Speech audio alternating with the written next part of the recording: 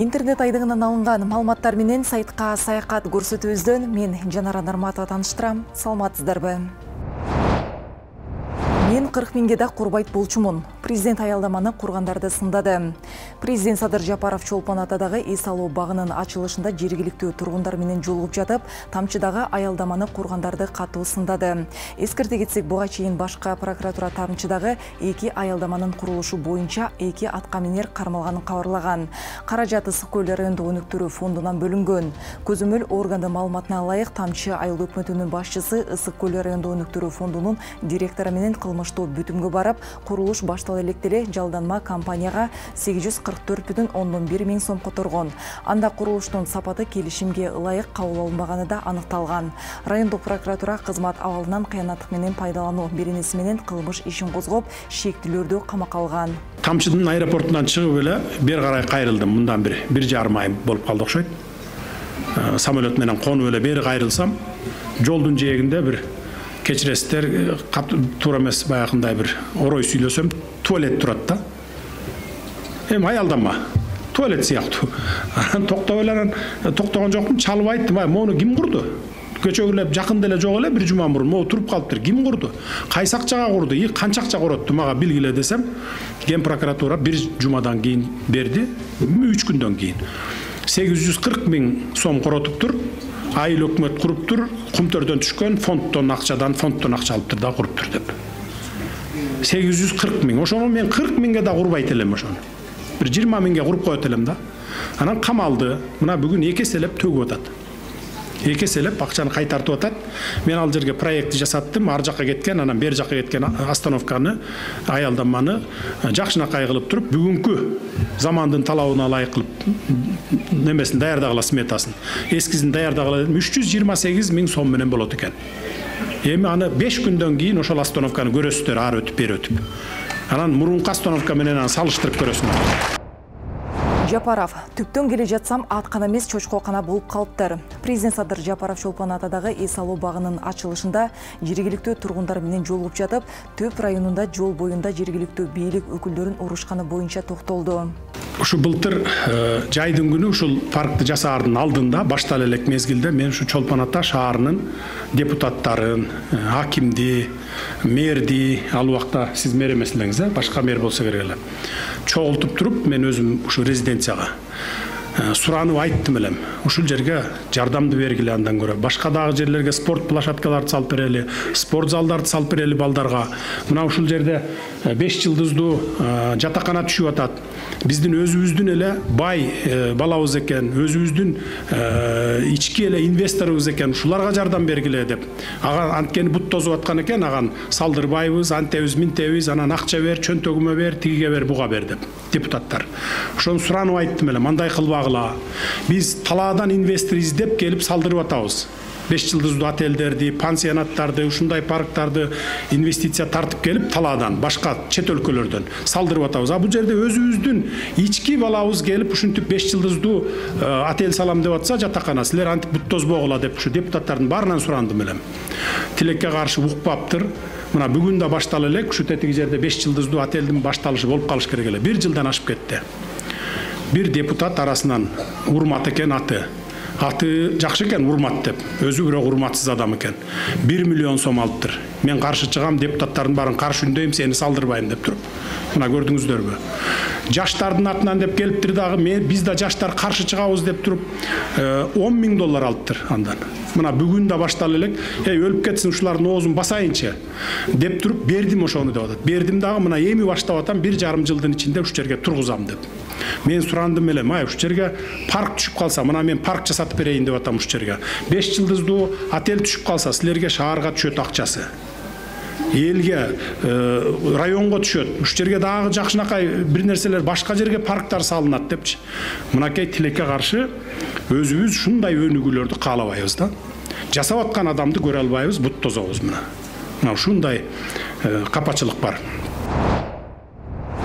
Жогорку кеңештин төрагасы Нурланбек Шакеев июнь айында депутаттардын чет өлкөгө чыгуусуна чектөө киргизди. Бул тууралуу ал 31 майда парламенттин жыйынында билдирди. Эске салсак, депутаттар июль-август айларында эс алышат. Алар 1 сентябрда жумушка кайтып келишет. Урматтуу депутаттар, мен бир маалымат иретинде айтып коеюн. Өзүңүздөргө белгилүү болгондой, мына 1 ай биздин парламенттин жайкы каникулга тарашыбызга толук 1 ай убакыт калды. Ушул 1 ай убактысы ичинде үзүрлүү, натыйжалуу иштеп берүүнүз мен чакырат элем. Урматтуу кесиптештер, себеби дегенде тагдыр чечүүчү, өлкөнүн келечегине байланышкан бир топ маанилүү мыйзамдар бар. Андыктан 1 ай бою өз милдеттериңиздерди так аткарып берсеңиздер. Ошону менен катар чет өлкөлүк иш сапарлардын баарына чектөө болот. Ага таарынбаңыздар. 1-2 адам, 1-2-3 депутаттан көп сапарлар болбойт. Себеби дегенде 1 ай иштешибиз керек. Толтура мыйзам долбоорлору бар. Ошон үчүн сапарларды өзүңүздөр да чектеңиздер, биз да чектейбиз. Башка прокурор депутат Адахан Мадымаровду кылмыш жоона тартуу үчүн кайрадан макулдук сурап жогорку кеңешке кайрылды. Бул тууралуу жогорку кеңештин бүгүнкү жыйынында төрага Нурланбек Шакиев билдирди. Анын айтуусуна караганда регламент боюнча депутаттар 48 сааттын ичинде башка прокурордун сунушун кароо үчүн комиссия түзүшү керек. Төрага комиссия түзүү маселесин кезексиз күн тартибине киргизүүнү добуш берүүгө койду. Анын жыйынтыгында 46 эл өкүлү макул болсо, 2 каршы чыгышты. Ошентип башка прокурордун сунушун карай турган депутаттык комиссия түзүлүп, анын курамына депутаттар Карим Ханджеза, Кундузбек Сулайманов, Миргүл Темирбаева, Коля Кожокулова, Мурадил Сыдыков, Фарходбек Алимжанов, Мирлан Самыйкожо жана Динара Ашимова кирген. Депутат белгилүү окумуштуу кыргыз улутун шылдың кылып крокодилдер деп атаган. Окумуштуу профессор эл аралык деңгээлдеги форумга барып, кыргыз улутун шылдың кылып келекеледи. Бул тууралуу депутат Камила Талиева бүгүн 31 майда жогорку кеңештин жыйынында билдирди. Тарых илимдеринин кандидаты Тышкы иштер министрлигине караштуу дипломатиялык академияда кафедра башчысы Айнура Журубекова кыргыз элин шылдың кылып келди, деди эл өкүлү. Депутат Талиева анын форумда сүйлөгөн сөзүн окуп берди. Ал жерде ошол мындай деп атат. Медиа боюнча айтсак, толук Борбор Азия үчүн жооп бере албайм. Бирок бизде орус тили расмий тил катары баш мыйзамда жазылган. Кыргызстандын аймагында 90%-на спутник таркайт. Кыргыз жана орус тилинен билим берген мектептер дээрлик тең чамалуу. Улуттук крокодилдердин каалоосуна каршы жогорку окуу жайларда окутуу орус тилинде жүргүзүлүп келет деп атат. Улуттук крокодилдер деп атат. Мен бул жерден билим берүү министрине да кайрылат элем. Улуттук крокодилдердин нарын дарыясынан эмес, мына профессорлор улутка, элге крокодилдер деп коюп атат. Эл экен улуттук крокодилдер. Улутту үчүн күйгөн. Мен ушул жерден мына кылмыш жаза кодексинин 330 беренесинде турат. Улуттук ар намысына кемсинтүүгө багытталган аракеттер деп. Буга окшогон болгондо да кафедраны жетектеп, биздин билим берүү стандарттарыбызды, программаларыбызды кандайча окутуп атат. Бул дипломат, мындайча айтканда, дипломаттын айткан сөзү, айтар сөзү ушулбу? Түндүк Корея 2 жаштагы баланы өмүр бою эркинен ажыраткан. Себеби бийлик үй бүлөнүн үйүнөн ыйык китепти таап алып, ал үчүн ата-энесин өлүм жазасына тартышкан. Жана Наристе саясий туткундар лагерине жөнөтүлгөн. Бул тууралуу дүйнөлүк басылмалар жазып чыгышты. Бул окуя 2009-жылы болгон болсо да, эл аралык дин тутуу эркиндиги боюнча отчеттон кийин гана белгилүү болду. Адистердин айтымында Түндүк Кореяда христиан динин кармагандыгы үчүн 70 миңге чейин адам соттолгон. Укук коргоочу уюмдар азыркы тарыхый иш өлкөдөгү 10 миңдеген христиан куугунтукка кабылып жатканын бир мисалы гана деп эсептешет. Москвада дагы 150-дөн ашуун тажик мигранты кармалды. Мигранттар россиялык радиого жөнөткөн видеодо аларды түн ортосунда ойготушуп, 4 автобус менен Митинск районунун ички иштер бөлүмүнө жеткиришкенин айтышкан. Азыр полиция бөлүмүнүн короосунда турабыз. Мындан ары эмне болорун билбейбиз. Кармоонун себеби айтылган жок, деди мигранттардын бири. Кармалган мигранттар Митино метро станциясынын жанында курулушта иштешкен. Орус тарап бул окуяга комментарий берген жок. Тажикстандын Москвадагы элчилиги кырдаал көзөмөлдөө экенин кабарлады. Акыркы жумаларда Орусиянын ар кайсы аймактарында тажик мигранттары кармалган учурлар көбөйдү. Айрым мигранттар бул тажик мигранттарына каршы пландалган кампаниянын бир бөлүгү экенин айтышууда. Тажикстандын тышкы иштер министрлиги өткөн жумада Орусиянын Душанбедеги элчисин чакырып, тажик мигранттарынын жапырт камалышын талкуулаган. Тажиктар Москвага кайрылып, окуяларды териштирүүгө чакырган. Камчы Асанбектин уюшкан кылмыштуу тобунун мүчөлөрүнө Алтоха, Протез, Кения жана дагы бир топтун мүчөсүндөгү жарандарга карата бөгөт коюу чарасы каралды. Бул тууралуу УКМКдан билдиришти. Маалыматка ылайык 25 майда Бишкектеги 1 май райондук сотунун чечими менен кармалган жарандарга карата тергөө мөөнөтү аяктаганга чейин камакка алуу түрүндөгү бөгөт коюу чарасы тандалды. Эске салсак 23 майда Бишкек шаарынын жана Чүй облусунун аймагында криминалдык лидер Камчы Асанбектин уюшкан кылмыштуу тобунун мүчөлөрүнүн мыйзамсыз иш-аракеттерине бөгөт коюлган. Алар көп жылдан бери Кыргызстандын ишкерлеринен жана жарандарынан Кытай эл республикасынын экспорттолгон элге керектүүчү товарларды мыйзамсыз ээлик кылуу менен алектенишкен.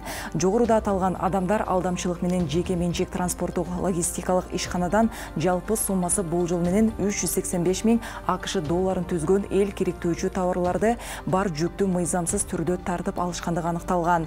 Мындан тышкары учурда абакта жаткан соттолгон адамдардын катышыгы бар экендигин аныктоо боюнча ыкчам издөө иш-чаралары жүргүзүлүүдө.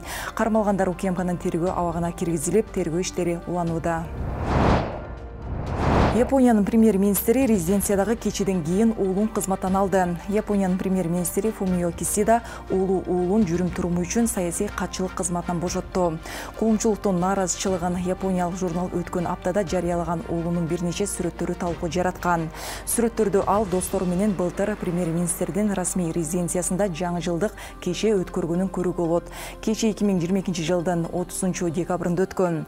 Фумио Кисида уулунун жүрүм-турумуна премьер-министрдин саясий маселелер боюнча катчысынын мамлекеттик кызматын ээлеген адам үчүн ылайыксыз экенин, ошондуктан ал өзүнүн жүрүм-туруму үчүн жоопкерчиликке тартылышы үчүн уулун кызматтан алууну чечкенин билдирди. Канадада токойлор өртөнүп 16 000ден ашык адам үйлөрүн таштап кетүүгө аргасыз болушту. Канаданын Жаңы Шотландия провинциясындагы токой өртү жаныбарлардын баарын жок кылып жатат. Миңдеген адамдар үйлөрүн таштап кетүүгө аргасыз болушкан. Бул тууралуу дүйнөлүк жалпыга маалымдоо каражаттар жазышты. 29 майда Галифакстын 16 400 тургуну эвакуацияланган. Өлкөнүн батышында өрт уланып жаткандыктан Колумбияда да эвакуациялоо боюнча буйруктар чыгарылган. Жалпысынан провинцияда 6 ири токой өртү чыгып, алардын бири 788 гектар жерди каптаган. Алдын ала маалыматтар боюнча өрт кургакчылыктан чыккан. Интернет желесинен алынган маалыматтар менен тааныша алдыңыздар. Эске салсам, жогорудагы маалыматтар 7 каналдын көз карашын билдирбейт. Бул жана башка жаңылыктарды 7TVKG сайтыбыздан жана төмөндөгү социалдык баракчаларыбыздан окуп көрө аласыздар. Студияда мен Жанара Нарматова болдум. Кечиңиздер көңүлдүү улансын.